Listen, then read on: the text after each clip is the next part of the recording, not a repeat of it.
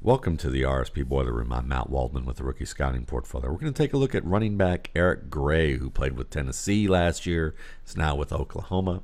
We're going to watch a play where you're going to see a double team with 55 and 68, the center and the right guard, and the tight end winding back as a lead blocker towards the linebacker on this back side. Okay.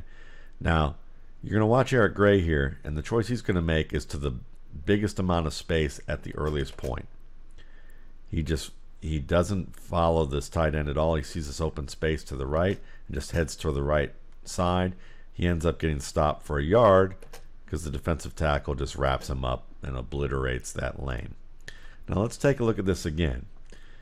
This is the difference between a back right now, at least on this particular play, who chose space over leverage. And so he chose the space. But if he chose the leverage, here's the exchange. If he's looking where he should be, one of the things he's going to see is the double team. The defender's splitting the double team, and that's going to be towards that right side. So why head in that direction? Also, there's no blocker to the right side, so it's going to be a one-on-one with this linebacker who's unblocked. Again, these two items right here tell you probably not the best idea. But he's looking straight, and he sees this defender closer than he sees the other linebacker and decides he's just going to forego that. But if he waited, if he took a little step to the outside like he did here, a second step to the outside here, and instead of being goal focused on number 9 and 68 coming off of him, coming towards him where the defensive tackle is still splitting what was left over of that double team and heading to the right, he misread this leverage. If he continued here to press that, he is allowing this linebacker on the backside to slide over, which is going to be an easier target for the tight end to come and make that block. And then within the next step, Gray could take a shorter step here, and as a result, he could then plant with his right foot and get inside. And if he did that right here, instead of taking that long step and being at the backside of 55, he would be a little bit further away.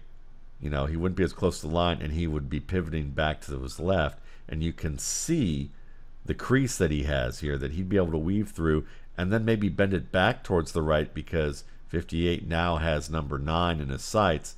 The leverage of 44, who's about to tackle him, is still going to be on that outside. And this lane's going to be a much bigger lane for him to access and get a bigger play.